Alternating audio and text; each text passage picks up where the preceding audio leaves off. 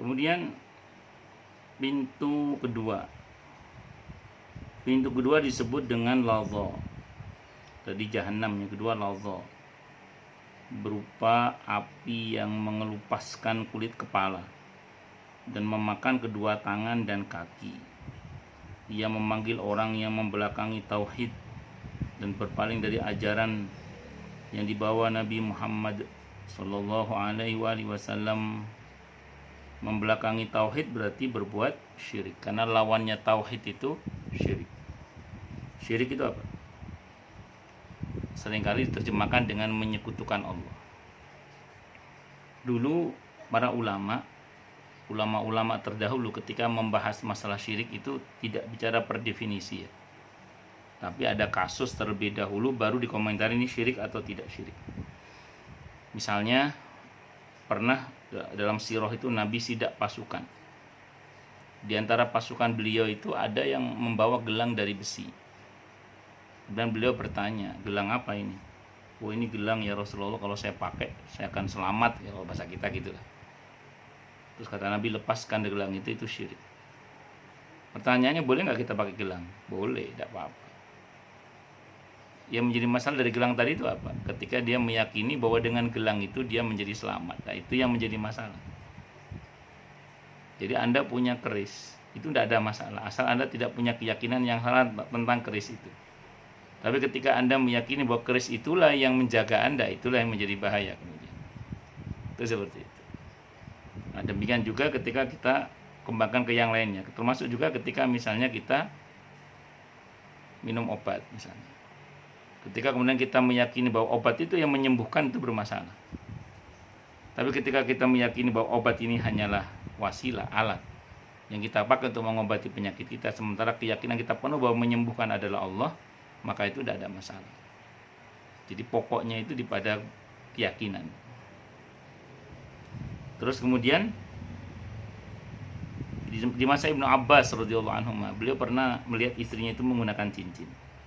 Dalam sirah beliau itu ditanya oleh Ibnu Abbas, itu cincin apa? Kata beliau, kata istrinya, ini cincinnya kalau aku pakai aku akan selamat dari penyakit ain, kata istrinya.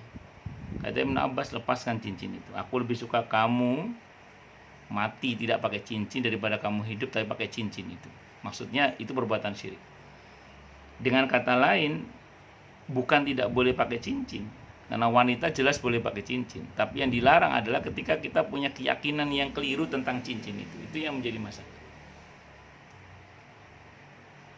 Maka ulama belakangan mencoba meramu ya, tentang definisi syirik itu, sehingga ulama kontemporer itu, ulama belakangan maksud saya itu, mendefinisikan syirik itu dengan menyamakan selain Allah dengan Allah. Jadi menyamakan selain Allah dengan Allah dalam masalah uluhiyah dan atau rububiyah, itu syirik namanya. Maka ketika ada seseorang yang menganggap ada yang sama selain Allah dengan Allah, itu syirik tanpa dia sadari atau dengan dia sadari. Kenapa? Karena Allah itu walam yakul lahu kufuwan ahad. Tidak ada yang sebanding dengan Allah, itu tidak ada. Laisa kamitslihi syai'. Yang serupa dengan serupanya Allah saja tidak ada.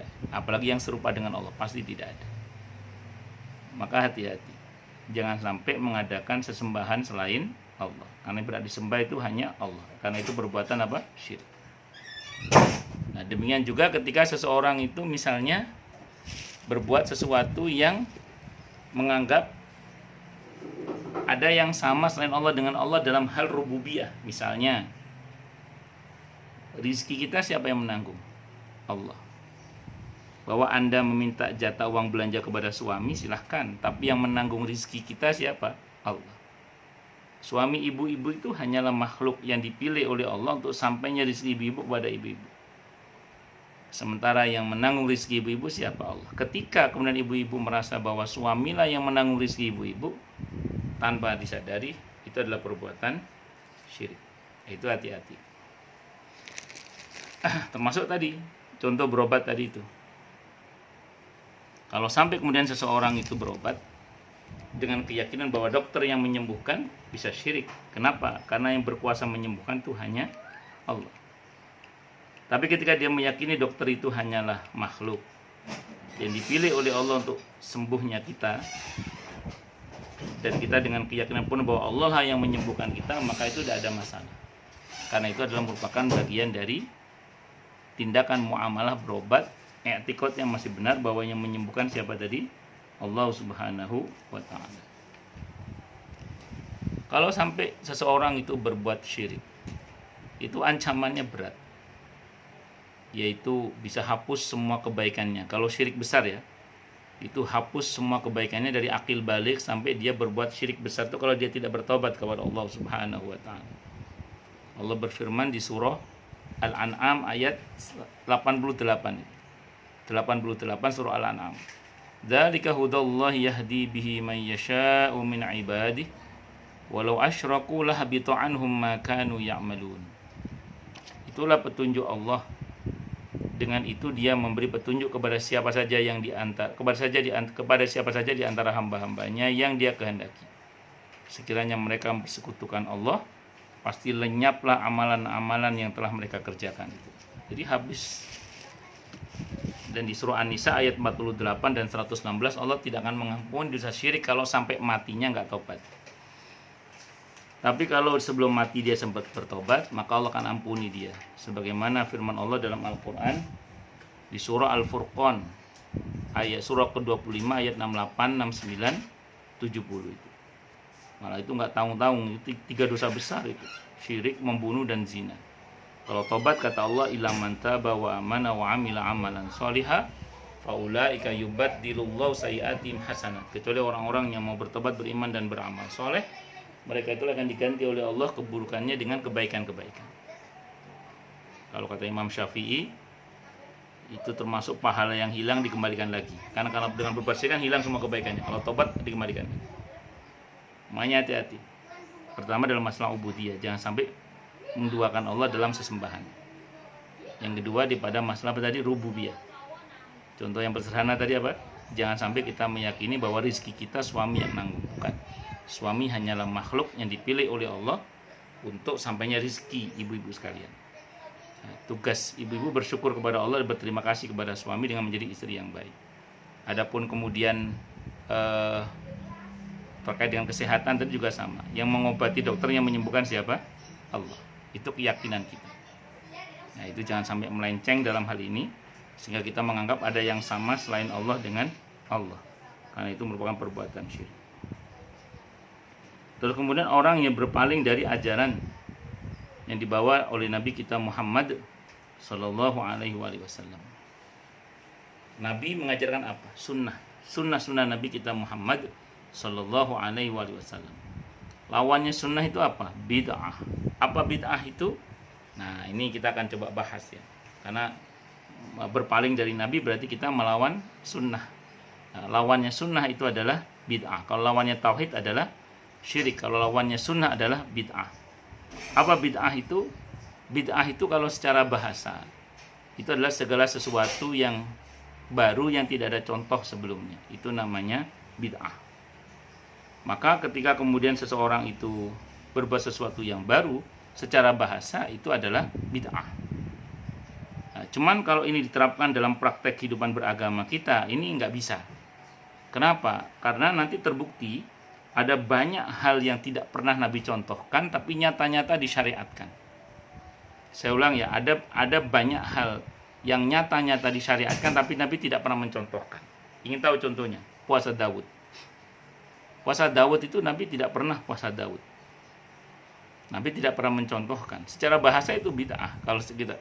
Tapi itu nyata-nyata disyariatkan melalui apa? Melalui sabda Nabi kita Muhammad Sallallahu Alaihi Wasallam kepada sahabat Abdullah bin Amr bin Al-As radhiyallahu anhu. Itu diantaranya. Contoh yang lain misalnya, taraweh tiap malam di masjid berjamaah di awal malam. Itu Nabi tidak pernah mengerjakan. Saya ulang ya, taraweh tiap malam berjamaah. Kalau Nabi taraweh pernah mengerjakan taraweh di malam Ramadan.